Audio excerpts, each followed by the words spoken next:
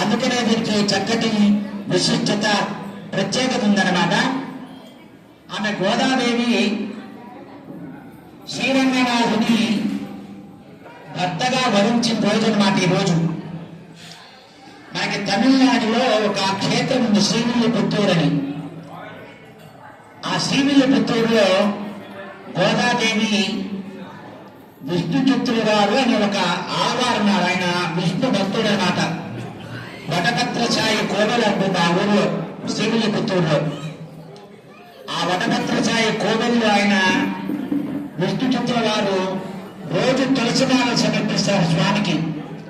అలాంటి తులసిమాల సమర్పించే విష్ణుచిత్తుడు గారు ఆయన బ్రహ్మచారి. స్టాఫ్ మన వాళ్ళు ఫ్యాన్లు వేసుకుంటాం, మా ఫ్యాన్లు వేయండి. అలా వటపత్రఛాయి కోవెల్లో ఆయన తులసిమాలను సమర్పిస్తూ ఉంటే ఒకరోజు ఆయనకి తులసివనంలో ఒక చిన్న బాలిక దొరుకుతుందనమాట. జనక మహారాజుకి సీతాదేవి నాగలి దున్నుతుంటే దొరికింది కదా, అయోనిజగా అంటే గర్భవాసాన జన్మించిన ఆమె కాదు ఆమె. అలాగే గోదాదేవి కూడా తులసివనంలో దొరికింది విష్ణుచిత్తుల వారికి. ఆమెకి ఆయన కోదయ్య అనే పేరు పెట్టాడు. కోదయ్య అంటే మాలిక అని అర్థం. ఆ కోదయ్య అనే పేరే గోదాదేవిగా క్రమేణా ప్రాచుర్యంలోకి వచ్చిందనమాట. అలాంటి గోదాదేవి విష్ణుచిత్తుల వారికి తులసివనంలో దొరికిన బాలిక తాను ఏం చేసేదంటే, అంతకుముందు తులసిమాలు రోజు విష్ణుచిత్తుల వారు తీసుకువెళ్ళి సమర్పించేవారు. కానీ ఒకరోజు ఏం చేసిందంటే ఆ బాలిక నాన్నగారు పంపించే తులసిమాలని తన మెడలో వేసుకుని నాన్నగారికి తెలియకుండా మళ్ళీ బొట్టులో పెట్టేసింది అనమాట. పాపం ఆయన తీసుకెళ్లి కోవెల్లో ఇచ్చేశారు. అలా చాలా రోజుల పాటు జరిగిపోతూ ఉంది. ఒకరోజు ఆ తులసిమాలతో పాటుగా గోదాదేవి యొక్క తలకు ఉన్న శిరోజం కూడా ఉండిపోయింది. ఆ శిరోజాన్ని ఆయన చూసి ఈ మాలిక తులసిమాల శిరోజం ఉన్నది కాబట్టి స్వామికి సమర్పించడానికి పనికిరాదని ఆ రోజు పక్కన పెట్టేశారు. ఏ రోజైతే ఆయన తులసిమాలను ఇవ్వకుండా పక్కన పెట్టేశారో ఆ రోజు రాత్రి ఆ వటపత్రఛాయి విష్ణుచిత్తుల వారికి కల్లో కనిపించారు. కల్లో కనిపించి, ఏ స్వామి ఏంటి ఈరోజు తులసిమాల నాకు సమర్పించలేదు ఏంటయ్యా అంటే, నీకు సమర్పించే తులసిమాలకులో ఒక తల వెంట్రుక కనిపించిందయ్యా.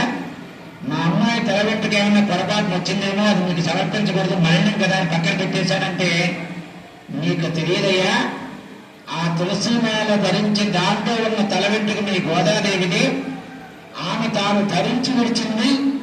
నీవు అంతకు ముందు తెచ్చి సమర్పించే మాలల కన్నా ఆ గోదాదేవి మెడలో వేసుకుని వచ్చిన మాలలే నాకు చాలా ఆనందం కలిగిస్తున్నాయి అన్నట్ట.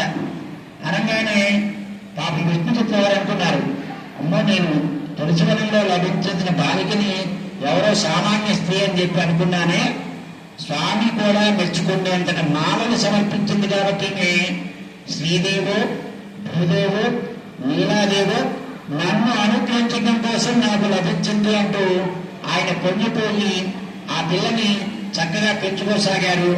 అలా పెద్దయిన గోదాదేవి స్వామి వివాహం చేయాలని చెప్పి విష్ణుచిత్తుల వారు అనుకుంటే ఆమె చెప్పింది అన్నమాట. ఏమనంటే, నేను మానవ మాత్రం ఎవరిని కూడా వివాహం చేసుకోను. ఇది కలియుగ ప్రారంభంలో జరిగిన కథ అన్నమాట. ఇది జరిగిన కథ. ఇది కలియుగ ప్రారంభంలో ఆమె మానవ రూపంలో అవతరించింది గోదాదేవి. మనకి ఇప్పుడు పురాణాలు ఇతిహాసాలు అంటే అప్పుడు ఇలా జరిగిందిట అంటుంటారు, కానీ ఇది జరిగింది అన్నమాట. అలా కలియుగ ఆరంభంలో మానవ రూపంలో అవతరించిన గోదాదేవి స్వామిని వివాహం చేసుకోవాలంటే ఏ కృతయుగంలోనో త్రేతాయుగంలోనో ద్వాపర యుగంలోనో ఉన్నట్టయితే ఏ రామకృష్ణుల్లో లేకపోతే నరసింహస్వామిలో ఎవరినో తీసుకొచ్చి వివాహం చేయవచ్చు ఈయన. కానీ ఈయన కలియుగంలో రూపొందించింది, కలియుగంలో పెరుగుతుంది. మనకి ఎలా దేవుడు లభించే కదమ్మా అంటే, కలియుగంలో మరి భగవంతుని అనుగ్రహం పొందాలంటే ఏంటి, ఆయన ఒక విగ్రహ రూపంలో ఉంటాడు. కాబట్టి విగ్రహ రూపంలో ఉన్న స్వామిని వివాహం చేసుకోవాలి అనుకుంది గోదాదేవి. సరే మీరు అంటున్నారు కదా విగ్రహ రూపంలో ఉంటారని, ఆ విగ్రహ రూపంలో ఉన్న స్వామిని చేసుకుంటాను నేను అన్నది. సరే, విగ్రహ రూపంలో స్వామి వివాహం చేసుకుంటారా? విగ్రహ రూపంలో కూడా స్వామి చాలా చోట్ల ఉన్నాడు. తిరుపతిలో ఉన్నాడు, చక్కగా నిలువుగా నించున్నాడు అభయస్తంతో స్వామి. కంచిలో ఉన్నారు స్వామి, బద్రీనాథ్లో ఉన్నారు, ముక్తినాథ్లో ఉన్నారు, అయోధ్యలో ఉన్నారు, మధురలో ఉన్నారంటూ 108 దివ్య దేశాలని విష్ణుమూర్తి వేసిన స్థానాలు ఉంటాయన్నమాట. అవన్నీ చెప్పారు. చెబుతూ శ్రీరంగం గురించి కూడా చెప్పారు విష్ణుచిత్ర వారు. అప్పుడు గోదావరి మిగతా అందరూ అర్చావతార స్వరూపాల విగ్రహాల కన్నా శ్రీరంగంలో ఉన్న రంగనాథుడు నచ్చాడు అనటానికి. నాన్నగారు మీరు రంగనాథ స్వామి గురించి చెప్పారు కదా, సప్త ప్రాకార మధ్య సరస్వతి ముఖులు భాచమానే విమానే కావేరీ మధ్య దేశే విరుతక పనిగా భోగ పర్యంక భాగే నిద్రా ముద్రాభిరామం కటి నికట శిర పార్శ్వ విన్యస్తాస్తం పద్మాధాత్రీకరాభ్యం పరిచిత చరణం రంగరాజం భజేహం. సప్త ప్రాకారాలు ఉంటాయి కదా శ్రీరంగంలో స్వామికి. ఉభయ కావేరి కావేరి నది శ్రీరంగం దాకా వచ్చేటప్పటికి స్వామికి మాల కావాలని 2గా చీలిపోయిందిట. ఉత్తర కావేరి, దక్షిణ కావేరి. ఆ 2 కావేరీల మధ్యలో స్వామి సప్త ప్రాకారాల మధ్యలో ఉన్న శ్రీరంగంలో ఆదిశేషుడిపై పగలుంటున్న స్వామి రంగనాథ స్వామి ఆయన చేసుకుంటాం నేను నాన్నగారు వివాహం అంది. సరే, విగ్రహ రూపంలో ఉన్న స్వామిని వివాహం చేసుకోవాలి అంటే ఏం చేయాలి? అప్పుడు విష్ణుచిత్ర వారు ఒక కథ చెప్పారు ఆమెకి. అమ్మ, ద్వాపర యుగంలో గోపికలందరూ కూడా ఇలాగే కృష్ణుని యొక్క అనుగ్రహం పొందాలి అని ఒక వ్రతం చేశారు. దాన్నే స్నాన వ్రతము లేదా కాత్యాయని వ్రతము అంటారన్నమాట. ఆనాడు గోపికలందరూ కాత్యాయని వ్రతం చేసి కృష్ణుని అనుగ్రహం పొందారు.